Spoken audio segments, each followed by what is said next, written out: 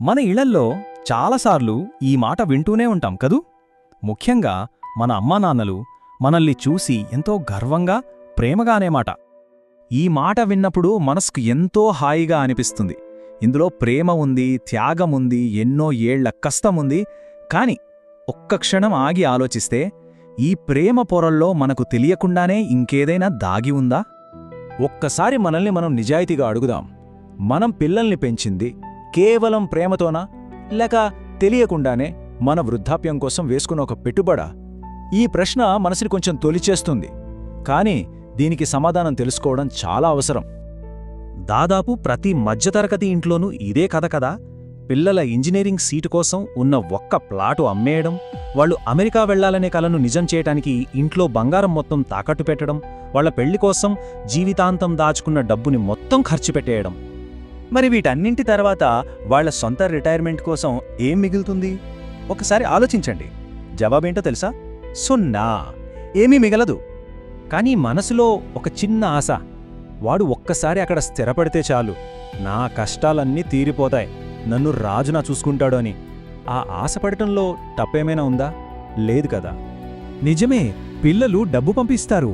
నెలకు 50,000 పంపొచ్చు, కొన్నిసార్లు 1,00,000 కూడా పంపొచ్చు. వాళ్ల బాధ్యతను వాళ్ళు నిర్వర్తిస్తారు. కానీ అర్ధరాత్రి ఒంటరిగా ఉన్నప్పుడు ఛాతీలో నొప్పొస్తే ఆ అకౌంట్లో ఉన్న డబ్బు వచ్చి మన చేయి పట్టుకుంటుందా? ఆ సమయంలో మనకు కావాల్సింది డబ్బు కాదు కదా, మన పక్కన ఉండే ఒక మనిషి. ఇక్కడ పిల్లల్ని తప్పు పట్టడం మన ఉద్దేశం కాదు. వాళ్లకి మన మీద ప్రేమ లేదని కాదు. వాస్తవమేంటంటే వాళ్లకు సమయం లేదు. వాళ్ల ఉద్యోగంలో ఒత్తిడి, అక్కడ వాళ్ల సొంత కుటుంబ బాధ్యతలు, వాళ్ల పోరాటాలు వాళ్లవి. ఒక్కసారి వాళ్లవైపు నుండి చూద్దాం. ఇంటిలోని ఈఎంఐలు, వాళ్ల పిల్లల స్కూల్ ఫీజులు, వాళ్ల సొంత కష్టాలు, దానికి తోడు మన వైద్య ఖర్చులు. ఇన్ని మోస్తున్న వాళ్లకి మన గురించి ఆలోచించే తీరిక ఉంటుందా? ప్రశాంతంగా నిద్రపోయే రాత్రి ఉంటుందా?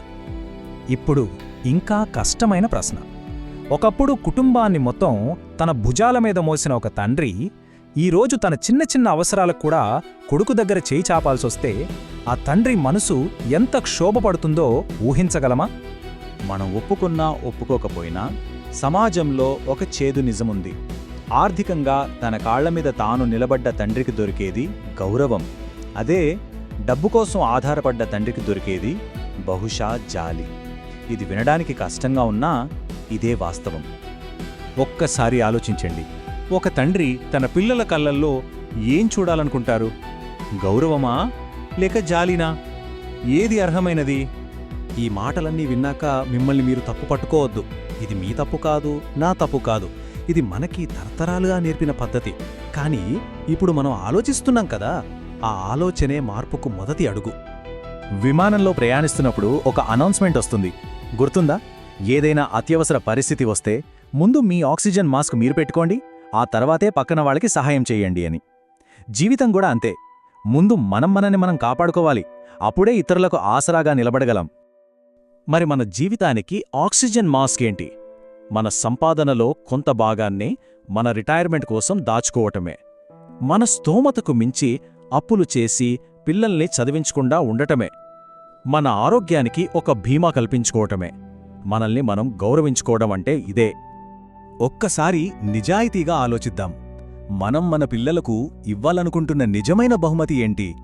డబ్బు, ఆస్తులా? వాటికంటే విలువైనది ఇంకేమైనా ఉందా?